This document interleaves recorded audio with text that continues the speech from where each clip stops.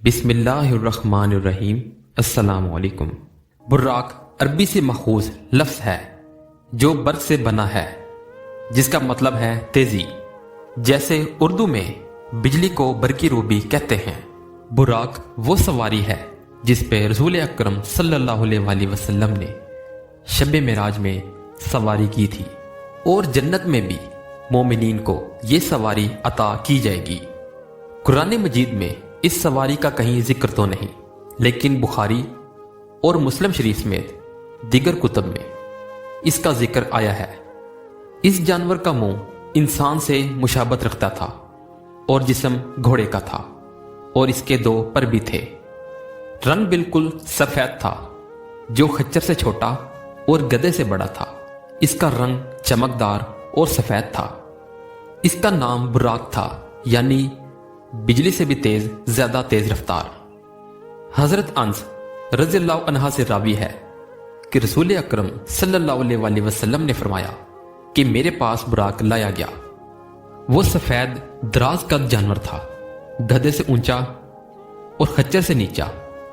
اپنی ٹاپ یعنی اپنا قدم اپنی نگاہ کے حد پر رکھتا تھا۔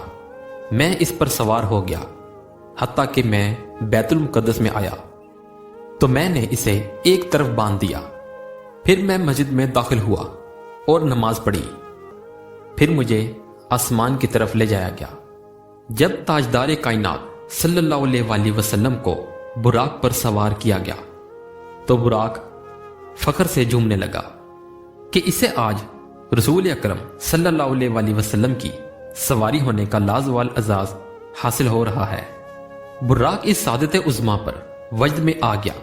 اس پر حضرت جبرائیل علیہ السلام نے اس سواری سے فرمایا، رک جا، اللہ کی عزت کی قسم، تجھ پر جو سوار بیٹھا ہے، آج تک تجھ پر ایسا سوار کبھی نہیں بیٹھا ہوگا۔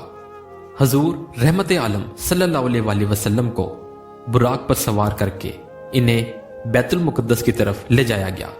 براق کی رفتار کا یہ علم تھا کہ جہاں سوار کی نظر پڑتی تھی وہاں اس کا قدم پڑتا تھا۔ یہاں کچھ علماء نے ایک بڑی پیاری بات کہی ہے کہ براق صرف نبی اکرم صلی اللہ علیہ وآلہ وسلم کے اعزاز کے طور پر آپ کو پیش کیا گیا تھا، وگرنہ آپ کو اللہ تعالیٰ اس کے بغیر بھی اس سے زیادہ تیز رفتاری سے بلوا سکتے تھے، یا یوں کہیں کہ انبیاء کرام براق کے محتاج نہیں، ان کی رفتار تو براق سے بھی تیز ہوتی ہے۔ وہ ایک پل میں یہاں ہیں تو دوسرے پل میں وہاں۔ معراج کی رات بیت المقدس میں تمام انبیاء کی امامت کروانے کے بعد آپ آسمان کی طرف براق پر تشریف لے جاتے ہیں، اور وہاں جن انبیاء نے آپ کی امامت میں نماز پڑھی تھی وہ پہلے ہی آسمانوں پر پہنچ چکے تھے۔ اسی براق کے نام پر ہی ترکی، بوسنیا اور پولینڈ میں بچوں کا نام براق رکھنے کا رواج ہے۔ لیبیا کی ہوائی جہاز کمپنی کا نام بھی اسی پر براق ایئر ہے۔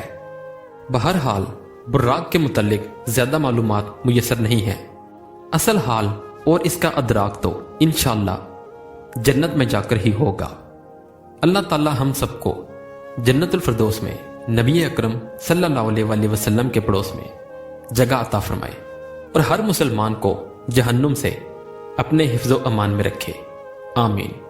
ایسی مزید ویڈیوز دیکھنے کے لیے ہمارے چینل کو لائک اور سبسکرائب کریں۔ اپنا بہت سا خیال رکھیے گا۔ اللہ حافظ۔